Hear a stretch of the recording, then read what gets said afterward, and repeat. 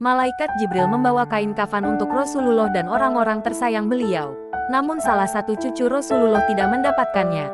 Kain kafan tersebut hanya untuk Rasulullah, istri pertama Rasulullah Khadijah, putri Rasulullah Fatimah Az-Zahra, menantu Rasulullah Ali bin Abi Thalib, dan cucu Rasulullah yang bernama Hasan. Adapun cucu Rasulullah yang bernama Husain tidak mendapatkannya. Husain merupakan saudara Hasan. Keduanya merupakan putra Fatimah Az-Zahra dan Ali bin Abi Thalib. Ujian yang dialami oleh Sayyidina Husain sangatlah berat. Beliau ditinggalkan satu demi satu orang yang disayanginya menghadap Allah. Kakeknya Rasulullah wafat karena sakit. Ibunya Fatimah Az-Zahra juga wafat karena sakit. Sementara ayahnya Ali bin Abi Thalib wafat karena dibunuh saat sedang menunaikan sholat subuh.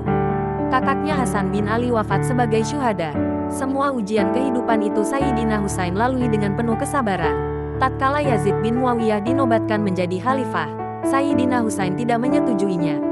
Pemimpin umat Islam seharusnya dipilih oleh rakyat. Kaum muslim marah terhadap Yazid, karena dia merupakan seorang yang korupsi. Di samping itu dia juga seorang peminum khamr dan menyenangkan dirinya dengan kera dan anjing-anjingnya.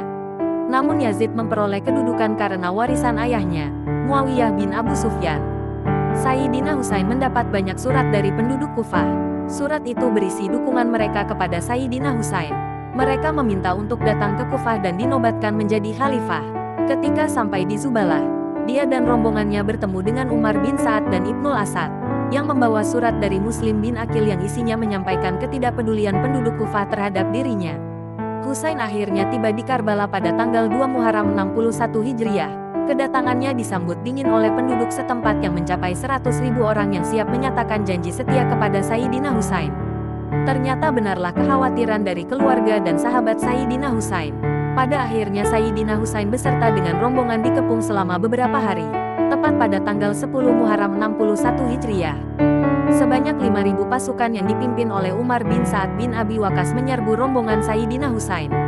Tujuan pengepungan ini atas perintah Ubaidillah bin Ziyad memaksa Sayyidina Husain untuk mengakui Khalifah Yazid bin Muawiyah. Rombongan Sayyidina Husain hanya berjumlah 72 orang yang terdiri dari 32 orang prajurit berkuda dan 40 orang pejalan kaki. Selebihnya terdiri atas anak-anak dan perempuan.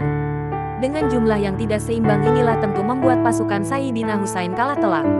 Dalam pertempuran tersebut, akhirnya hanya menyisakan dirinya dan sebagian keluarganya yang terdiri atas wanita dan anak-anak. Pada 10 Muharram pasukan Ubaidillah bin Ziyad memukul kepala Sayyidina Husain dengan pedang hingga berdarah.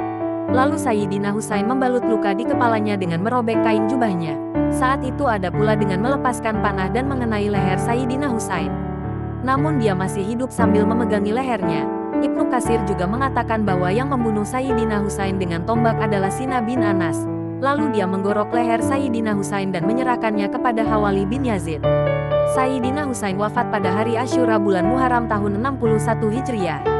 Ibnu Hajar al-Asqalani juga menguatkan bahwa umur Sayyidina Husain saat wafat ialah 56 tahun. Oleh karena itu seseorang yang mati syahid jenazahnya tidak perlu dimandikan. Bahkan tidak perlu diberi kain kafan dan disolatkan. Cukuplah baginya dikuburkan saja dengan pakaian lengkap yang dipakainya ketika jihad fisabilillah.